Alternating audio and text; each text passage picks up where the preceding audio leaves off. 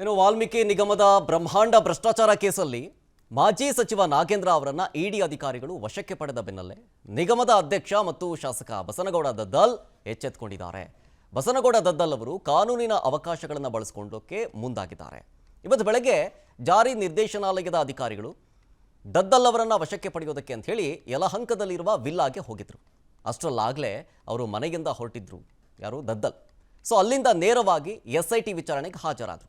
ಸಂಜೆವರೆಗೆ SIT Daddal ಅವರನ್ನ ವಿಚಾರಣೆ ನಡೆಸಿದೆ. ಇನ್ನು ಎಸ್ಐಟಿ ವಿಚಾರಣೆಯ ನೆಪದಲ್ಲಿ ಇಡಿಯಿಂದ ತಪ್ಪಿಸಿಕೊಳ್ಳೋದಕ್ಕೆ ದದ್ದಲ್ ಪ್ಲಾನ್ ಮಾಡಿದಂತಿದೆ. ಸೋಮವಾರದಿಂದ 15 ದಿನಗಳ ಕಾಲ ವಿಧಾನಮಂಡಲ ಅಧಿವೇಶನ ಪ್ರಾರಂಭವಾಗೋದ್ರಿಂದ ಯಾವುದೇ ಶಾಸಕರನ್ನ ವಶಕ್ಕೆ ಪಡಿಬೇಕು ಅಂತಂದ್ರೆ ಸ್ಪೀಕರ್ ಅವರ ಒಪ್ಪಿಗೆ ಪಡಿಲೇಬೇಕು. ಸ್ಪೀಕರ್ ಒಪ್ಪಿಗೆ ನೀಡದೇ ಇದ್ರೆ ಜಾರಿ ನಿರ್ದೇಶನಾಲಯದ ಅಧಿಕಾರಿಗಳು 15 ದಿನ ಕಾಯಲೇಬೇಕು ಅಥವಾ ಕೋರ್ಟ್ನಿಂದ ಅರೆಸ್ಟ್ ವಾರೆಂಟ್ ಅನ್ನು ಪಡಿಬೇಕು. ಇದು ಅನಿವಾರ್ಯವಾಗುತ್ತೆ. ಈ 15 ದಿನದಲ್ಲಿ ದದ್ದಲ್ ಕೋರ್ಟ್ನಿಂದ ನಿರೀಕ್ಷಣಾ ಜಾಮೀನು ಕೋರಿ ಅರ್ಜಿಯನ್ನು ಸಲ್ಲಿಸಬಹುದು. ಈ ಕಾನೂನಿನ ಅವಕಾಶಗಳನ್ನು ದದ್ದಲ್ ಉಪಯೋಗಿಸಿಕೊಳ್ಳುವ ಸಾಧ್ಯತೆ ಇದೆ. ಇನ್ನು ಸತತ 37 ಗಂಟೆಗಳ ಕಾಲ ದದ್ದಲ್ ಮನೆಯನ್ನ ಶೋಧ ಮಾಡಿದ್ದ ಇಡಿ ಅಧಿಕಾರಿಗಳು ಹಲವಾರು ದಾಖಲೆಗಳನ್ನು ವಶಕ್ಕೆ ಪಡೆದಿದ್ದಾರೆ. ಇನ್ನು ವಾಲ್ಮೀಕಿ ನಿಗಮದ ಹಗರಣದ ಬಗ್ಗೆ ಬಗೆದಷ್ಟು ಸ್ಫೋಟಕ ಮಾಹಿತಿಗಳು ಹೊರಗೆ ಬರ್ತಾನೆ ಇದ್ದಾವೆ. ನಿಗಮದ ಅಧ್ಯಕ್ಷ ಮತ್ತು ಶಾಸಕ ಬಸನಗೌಡ ದದ್ದಲ್ ಅವರು ಈ ಹಗರಣ ಬೆಳಕಿಗೆ ಬರೋ ಕೆಲವು ದಿನಗಳ ಮೊದಲೇನೆ ರಾಯಚೂರಲ್ಲಿ ಮಗನ ಹೆಸರಲ್ಲಿ ಭೂಮಿ ಖರೀದಿಸಿದ್ರು ಅನ್ನೋದು ಬಹಿರಂಗ ಆಗಿದೆ. ಮೇ 26ನೇ ತಾರೀಕು ಶಿವಮೊಗ್ಗದಲ್ಲಿ ವಾಲ್ಮೀಕಿ ನಿಗಮದ ಅಧಿಕಾರಿ ಚಂದ್ರಶೇಖರ್ ಅವರು ಆತ್ಮಹತ್ಯೆ ಮಾಡಿಕೊಳ್ತಾರೆ. ನಂತರ ಈ ಹಗರಣ ಬೆಳಕಿಗೆ ಬರುತ್ತೆ. ಈ ಅಧಿಕಾರಿ ಸಾವನ್ನಪ್ಪುವ 4 ದಿನದ ಮೊದಲು ದದ್ದಲ್ ಜಮೀನು ಪರ್ಚೇಸ್ ಮಾಡಿದ್ರು. ಮೇ 22ರಂದು ಸಿರವಾರ ಹೋಬಳಿಯ ಗಣದಿನ್ನಿ ಗ್ರಾಮದಲ್ಲಿ 4 ಎಕರೆ 31 ಗುಂಟೆ ಭೂಮಿಯನ್ನು ಖರೀದಿ ಮಾಡಿ ಮಗ ತ್ರಿಶೂರ್ ಹೆಸರಲ್ಲಿ ನೋಂದಣಿ ಮಾಡಿಸಿರ್ತಾರೆ. ಎಕರೆಗೆ 36 ಲಕ್ಷ ಅನ್ನೋ ಥರ ಒಟ್ಟು 1,62 ಲಕ್ಷ ಕೊಟ್ಟು ಭೂಮಿಯನ್ನು ಖರೀದಿ ಮಾಡಿದ್ರು. ಈ ಭೂಮಿನ ವಾಲ್ಮೀಕಿ ನಿಗಮದ ಅವ್ಯವಹಾರದ ಹಣದಲ್ಲೇ ಖರೀದಿ ಮಾಡಿದ್ರಾ ಅನ್ನುವಂತಹ ಅನುಮಾನ ಕಾಡ್ತಾ ಇದೆ.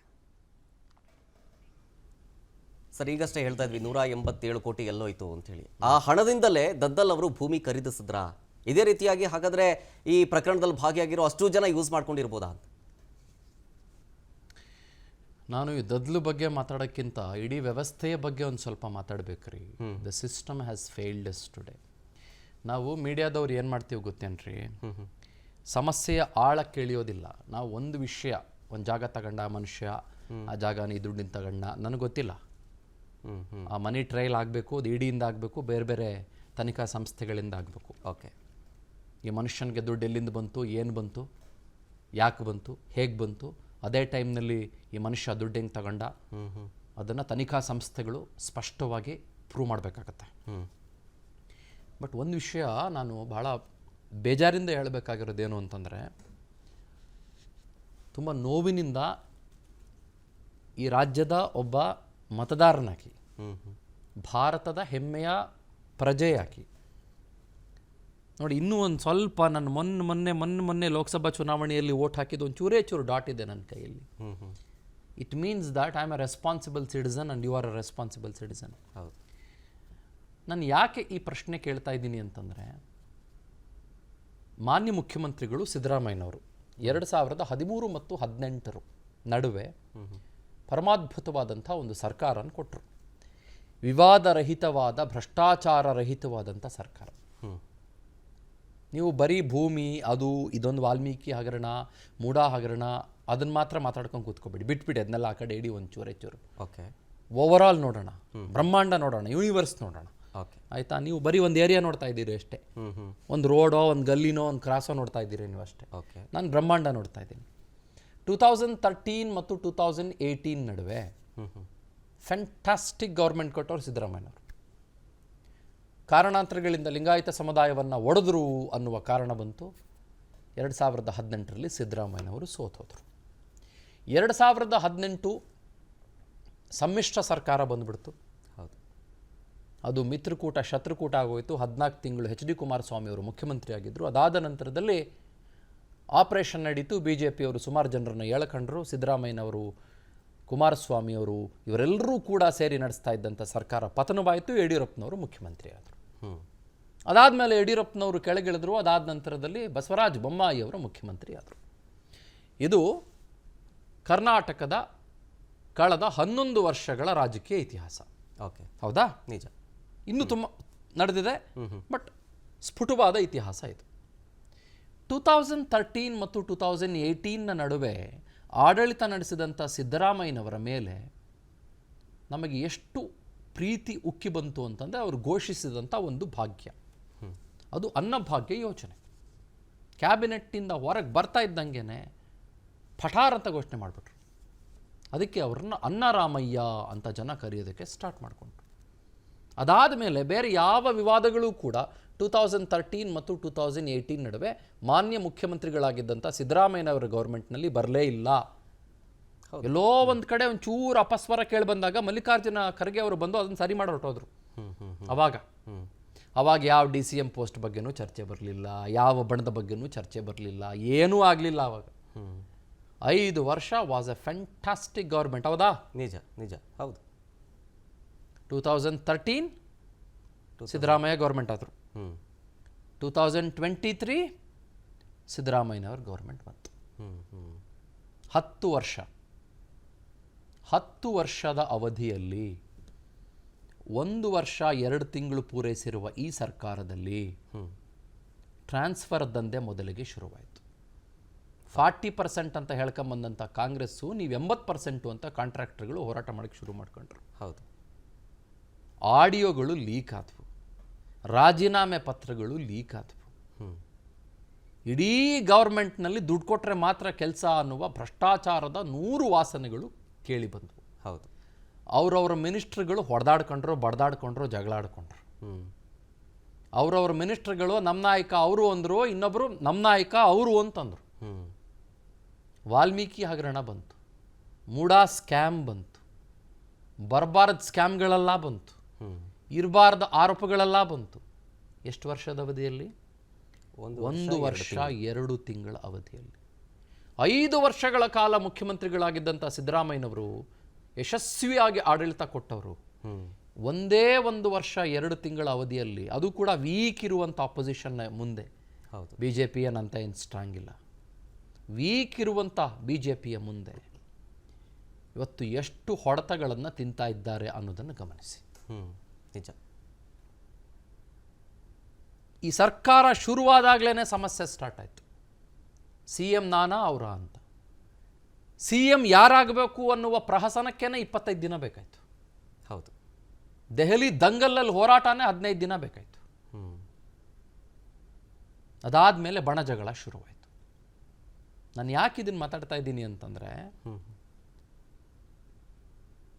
5 ವರ್ಷ ಯಶಸ್ವಿಯಾಗಿ ಆಡಳಿತ ನಡೆಸಿದ ಮುಖ್ಯಮಂತ್ರಿಗಳು ಅದೇ 10 ವರ್ಷ ಡೌನ್ ದಿ ಲೈನ್ 10 ಇಯರ್ಸ್ 1 ವರ್ಷ 2 ತಿಂಗಳ ಅವಧಿಯಲ್ಲಿ ಇಡೀ ಸರ್ಕಾರದ ಮೇಲಿನ ಪರ್ಸೆಪ್ಷನ್ನೇ ಚೇಂಜ್ ಆಗಿಬಿಡ್ತಲ್ರಿ.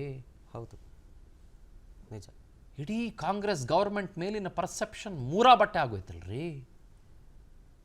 ನೀವು ಗ್ಯಾರಂಟಿ ತಗೊಂಬರ್ತೀನಿ ಅಂತಂದ್ರಿ, ಫ್ರೀ ಕರೆಂಟ್ ಕೊಡ್ತೀನಿ ಅಂತಂದ್ರಿ, ಶಕ್ತಿ ಯೋಜನೆ ಕೊಡ್ತೀನಿ ಅಂತಂದ್ರಿ, ಲಕ್ಷ್ಮಿ ಕೊಡ್ತೀನಿ ಅಂತಂದ್ರಿ, ಅನ್ನ ಕೊಡ್ತೀನಿ ಅಂತಂದ್ರಿ, ನಿರುದ್ಯೋಗ ಭತ್ಯೆ ಕೊಡ್ತೀನಿ ಅಂತಂದ್ರಿ.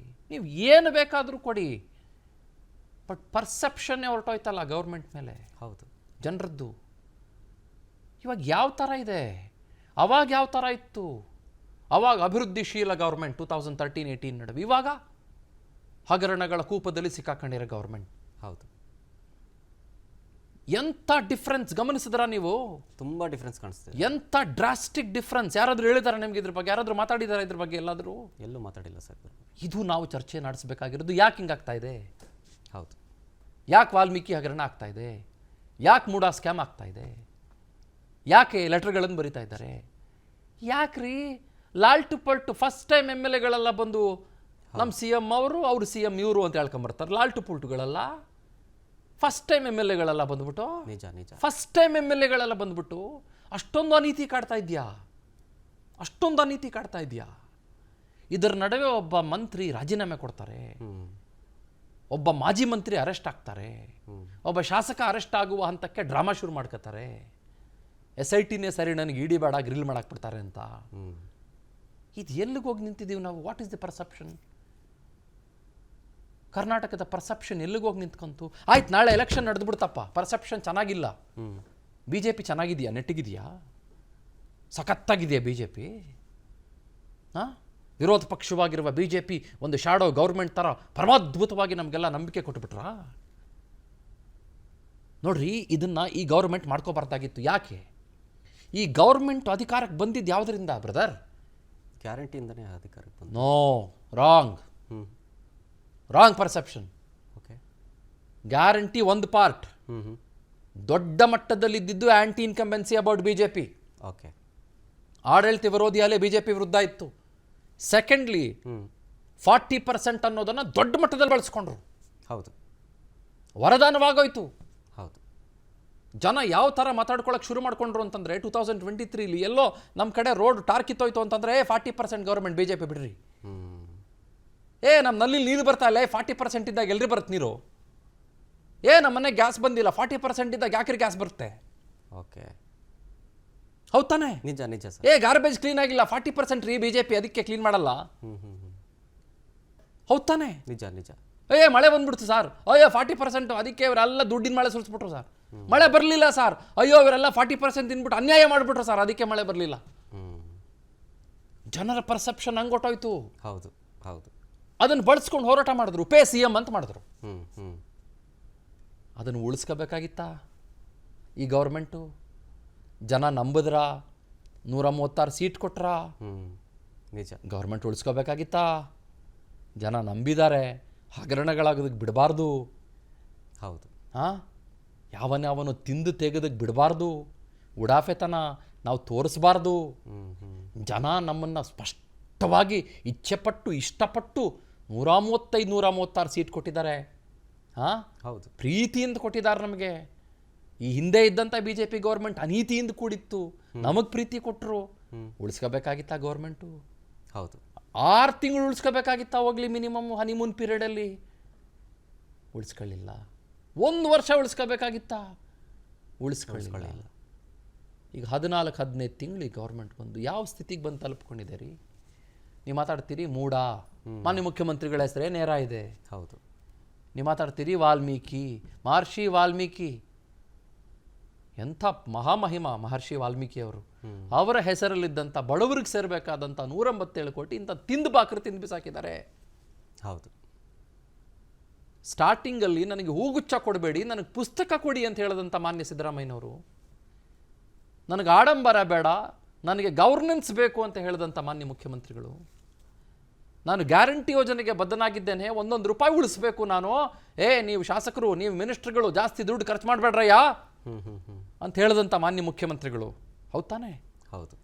ನಿಮ್ಮ ಅನುದಾನಕ್ಕೊಂದು ಸ್ವಲ್ಪ ಸಮಸ್ಯೆ ಆಗ್ಬೋದ್ರಯ್ಯ ನಿಮ್ಮ ಕಾನ್ಸ್ಟಿಟ್ಯೂನ್ಸಿಗಳಿಗೆ, ಯಾಕಂದರೆ ಗ್ಯಾರಂಟಿಗೆ ನಾವು ದುಡ್ಡು ಹೊಂದಾಣಿಕೆ ಮಾಡ್ಕೋಬೇಕಂಡ್ರಪ್ಪ, ಒಂಚೂರು ನೋಡ್ಕೊಳ್ಳಿ, ನಾವು ಜನರಿಗೆ ಕೊಟ್ಟಿರೋ ಮಾತನ್ನು ಉಳಿಸ್ಕೋಬೇಕು ಅಂತ ಹೇಳಿದಂಥ ಮಾನ್ಯ ಮುಖ್ಯಮಂತ್ರಿಗಳು. ನಿಜ. ಅವ್ರು ನೇರವಾಗಿ ಇನ್ವಾಲ್ವ್ ಆಗಿದ್ದಾರೋ ಇಲ್ವೋ ನಾನು ಅವ್ರ ವಿರುದ್ಧ ಮಾತಾಡ್ತಾ ಇಲ್ಲ, ಬಟ್ ಅವರ ಸುಪರ್ದಿಯಲ್ಲಿರುವ ಗೌರ್ಮೆಂಟ್ ತಾನೇ ಬ್ರದರ್. ಹೌದು. ಅವ್ರು ತಾನೇ ಇಡೀ ಗೌರ್ಮೆಂಟ್ಗೆ MD CEO ಎಲ್ಲನೂ ಸ್ಟ್ರಿಕ್ಟ್ ಆ್ಯಕ್ಷನ್ ತಗೋಬೇಕು. CEO ಸ್ಟ್ರಿಕ್ಟ್ ಆ್ಯಕ್ಷನ್ ಅಲ್ಲ ರೀ, ನಡೀಲೇಬಾರ್ದಾಗಿತ್ತು ರೀ. ಅಲ್ಲ, ಈಗ ಆಗೋಗಿದೆಯಲ್ಲ ಅಟ್ಲೀಸ್ಟ್. ಆಗಲೇಬಾರ್ದಾಗಿತ್ತು ರೀ, ಆಗಲೇಬಾರ್ದಾಗಿತ್ತು ರೀ ಬ್ರದರ್. ನಾನು ಸರಿಗಿಲ್ಲ ಅನ್ಕೊಳ್ಳಿ, ನಾನು ಸರಿಗಿಲ್ಲ, ಓಕೆ, ನಾನು 100 ರೂಪಾಯಿ ಕದ್ಬಿಡ್ತೀನಿ, ಆಯ್ತಾ? ಓಕೆ. ಯಾರೋ ಪಂಪಣ್ಣ ಬರ್ತಾರೆ, ಪಂಪಣ್ಣ ಬಂದ್ಬಿಟ್ಟು ಶರತ್ ಉಣ್ಸೋರ್, ಈ ಮನುಷ್ಯ ಸರಿಗಿಲ್ಲ, ಇವ್ 100 ರೂಪಾಯಿ ಕದ್ಬಿಡ್ತಾನೆ, ನೀನು 100 ರೂಪಾಯಿ ಇಟ್ಕೊಳಪ್ಪ ಅಂತ ಶರತ್ ಅವರಿಗೆ 100 ರೂಪಾಯಿ ಕೊಟ್ಟಾಗ, ಶರತ್ತು ನಾನು 50 ರೂಪಾಯಿ ಕದ್ದಿರ್ತೀನಿ, ನೀವು 80 ರೂಪಾಯಿ ಕದ್ಬಿಡೋದಲ್ಲ ಅದರಲ್ಲಿ. ನಿಜ ನಿಜ. ಅರ್ಥ ಆಯ್ತಾ? ಗೊತ್ತಾಯ್ತು. ಆಮೇಲೆ ಸ್ಟ್ರಿಕ್ಟ್ ಆಕ್ಷನ್ ತಗೋತೀನಿ ಅಂದ್ಬಿಟ್ಟು ಪಂಪಣ್ಣಂಗೆ ಹೇಳಿದ್ರೆ ಏನು ಪ್ರಯೋಜನ? ಏನು ಪ್ರಯೋಜನ? ಹೌದು ಪಂಪಣ್ಣ 80 ರೂಪಾಯಿ ಹೋಗ್ಬಿಡ್ತೋ, ಏನು ಮಾಡೋಕ್ಕಾಯ್ತದೆ, ಸ್ಟ್ರಿಕ್ಟ್ ಆಕ್ಷನ್ ತಗೋತೀನಿ ಅಂದರೆ ಏನು ಪ್ರಯೋಜನಪ್ಪ? It's not possible. Okay. No strict action, nothing. MUDA ಕೇಸ್ನಲ್ಲಿ ಈಗ ಮಾನ್ಯ ಮುಖ್ಯಮಂತ್ರಿಗಳ ಹೆಸರೇ ಕೇಳಿ ಬರ್ತಾ ಇದೆ. ಏನು ಸ್ಟ್ರಿಕ್ಟ್ ಆಕ್ಷನ್ ತಗೊಂತಾರೆ? ಸೈಟೆಲ್ಲ ವಾಪಸ್ ಕೊಡ್ತಾರಾ? ಕೊಡಂಗೆ ಕಾಣಲ್ಲ ಸರ್. ಕೊಡ್ತಾರಾ ಸೈಟೆಲ್ಲ ವಾಪಸ್ಸು? ಸೈಟ್ಗಳನ್ನೆಲ್ಲ ರೀ ನಾನು ಹೇಳ್ತಾ, ಓವರ್ ಆಲ್ ಬ್ರಹ್ಮಾಂಡ ಗಮನಿಸ್ರಿ. ನೀವು ಚುಕ್ಕೆ ಗಮನಿಸ್ತಾ ಇದ್ದೀರಿ. ಏರಿಯಾ ನೀವು ಒಂದೇ ಒಂದು ಏರಿಯಾ, ನೀವು ವಿಜಯನಗರದ 4ನೇ ಬಡಾವಣೆಯ ಯಾವುದೋ ಒಂದು ಮುನಿಯಮ್ಮನ ಪಾಳ್ಯ, ಅದನ್ನು ನೋಡ್ತಾ ಇದ್ದೀರಿ ನೀವು ಅಷ್ಟೇ. ನಾನು ಬ್ರಹ್ಮಾಂಡನೇ ನೋಡ್ತಾ ಇದ್ದೀನಿ. ಎಡವಟ್ಟ ಗೌರ್ಮೆಂಟ್ 14 ತಿಂಗಳಲ್ಲಿ ಪರ್ಸೆಪ್ಷನ್ನೇ ಬದಲಾಯಿಸ್ಕೊಂಡ್ಬಿಡ್ತಾ? ಹೌದು. ಜನ ನಂಬ್ದಂಗೆ ಆಗ್ಬಿಟ್ರಾ? ನಂಬಿಕೆ ಉಳಿಸ್ಕೋಬೇಕಾಗಿತ್ತಾ? ಹೌದು. ಈಗಲೂ ಏನಾದರೂ ಉಳಿಸ್ಕೋಬೋದಾ? ಐ ಡೋಂಟ್, ಗೊತ್ತಿಲ್ಲ. ವಿರೋಧ ಪಕ್ಷ ನೆಟ್ಟಿಗಿದೆಯಾ ನಮ್ಮಲ್ಲಿ? ನೋ, ಸರಿಗಿಲ್ಲ. ನೆಟ್ಟಿಗಿಲ್ದಿರೋ ವಿರೋಧ ಪಕ್ಷ ಒಂದು ಕಡೆ, ನೆಟ್ಟಿಗಿಲ್ದಿರೋ ಆಡಳಿತ ಪಕ್ಷ ಒಂದು ಕಡೆ. ಹಾಂ, ಯಾರು ನಂಬ್ತೀರಿ ಬ್ರದರೋ? ಹುಣ್ಸರು ಯಾರು ನಂಬ್ತೀರಿ? ಷರತ್ತು ಯಾರು ನಂಬೋದು ಸರ್?